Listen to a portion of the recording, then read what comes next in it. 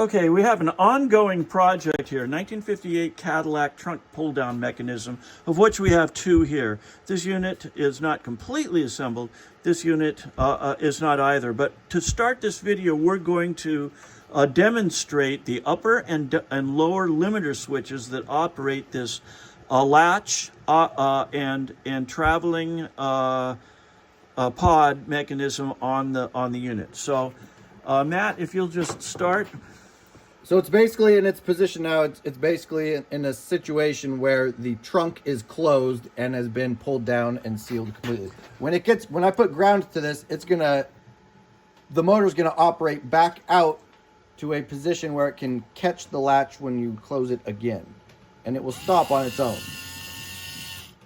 There we go. Stopped on its own, and you can see up here, there's no draw in the system. It simply stops by itself because it opens a limiter switch inside here, which you can see maybe better on that one. Right, well, we've taken the shield off of this assembly. The upper limiter switch actually contacts a portion of this metal shield that disallows us seeing anything going on in the assembly.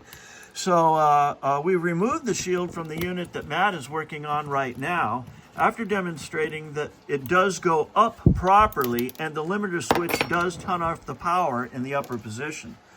Now, for the lower position, there is a heavy spring inside this pod, and when he demonstrates it with a screwdriver and a wrench, you will see... So you can see right now, I have power and ground to it. It's still not moving because it doesn't move until there's a contact between this little lever mechanism here and this rod. Which is the trunk latch. Right. So the screwdriver is essentially replacing the trunk latch. So I'm also going to stick it in here and jam it into the edge here, which allows the spring inside to pull the mechanism apart.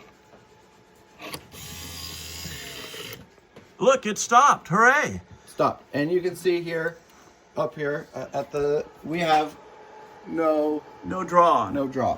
And that if you look in here, you can see, I don't know if you can, but right here is the closed limiter switch, and it is no longer contacting this little metal contact down in here. So the original complaint on this was that the motor pulled down, but the motor still had power in it and would burn up the battery or fire or continue to cycle the circuit breaker in the motor. But now we have proven that the only way to test this thing properly is to test it in tension, where the heavy spring is actually compressed and it has slipped the contacts apart to deny power to the unit when it's in the down position. Now I can pull, if I pull this wrench out of here, it will then go back up. Now we don't have the shield on there, which will stop it when it gets to its limit, but I can unplug power before it gets there. So here we go. Are you ready? Yeah. Okay, and there she went up very quickly.